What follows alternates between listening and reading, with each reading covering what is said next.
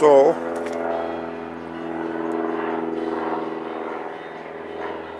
see that? That doesn't belong there. What's an antenna doing on my welding trailer?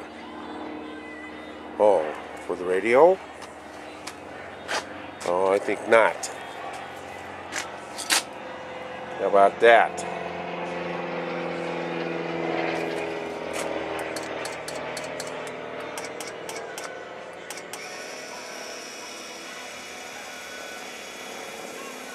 That's a remote control for my welder. This battery's almost dead. And this remote control right here, this thing. Because I've had it sitting around for a year and a half or something. So I got to get a new battery. But it works. And it works good. See? See it at 6?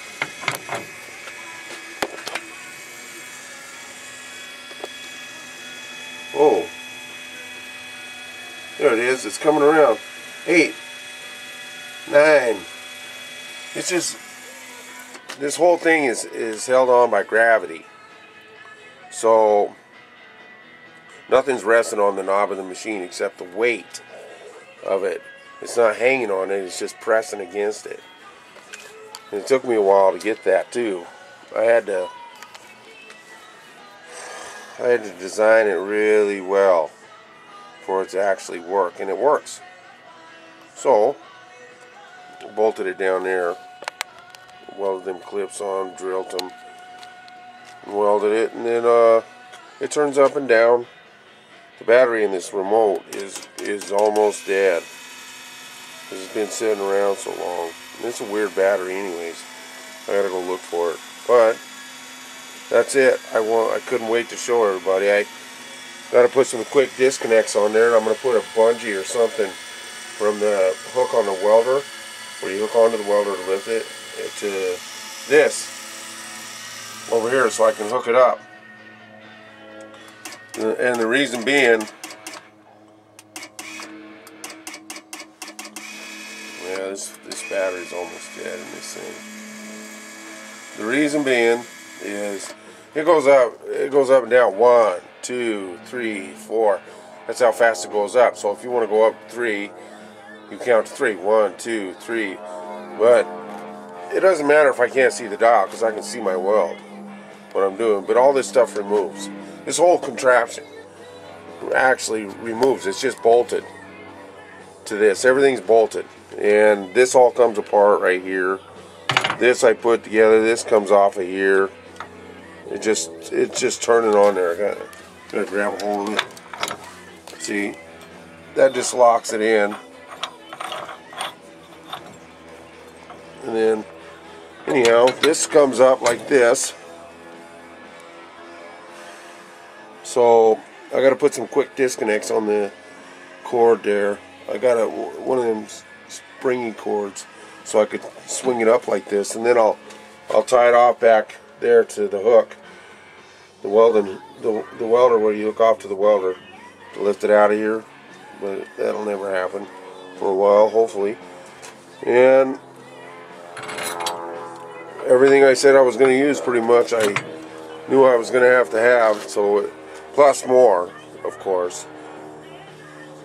I had to find something to put over that nut, so I found that wheel right there. Whatever that gear is, I have no idea, but I found it. It's in my welding truck, so I pounded it on there. Welded it, and that bolt I cut off and welded to that cap bolt. And those were some lag bolts that I had in the welding truck too. There's a lot of shit in there when I bought the truck, and not the shackles though. The shackles I've acquired over time. They're from the 40s and 50s. They don't have no screw threads in them. They were just, pinned back then. But anyhow, this is my remote, and it'll probably work on any welding machine. And I designed it. I built it. It's mine.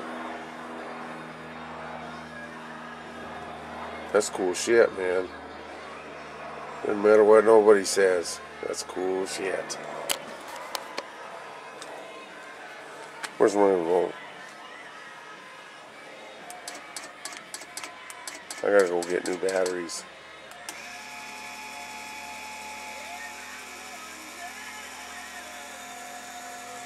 And since it's the friction holding it on there, it won't strip out the knob, you know. It'll just, if the knob comes to the end of it, it'll just stop. But that's cool shit, man. I knew I was gonna build it, but I just didn't know how it turned out. It's like steampunk all the way. Let's see where we're at. Oh, we must have been way down by the 1 or something. Cause I don't see it.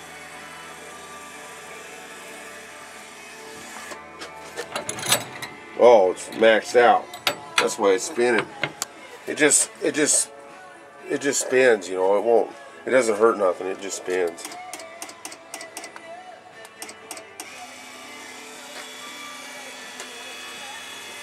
See? He's about disappearing there. It turns down. So it's 125 max on that.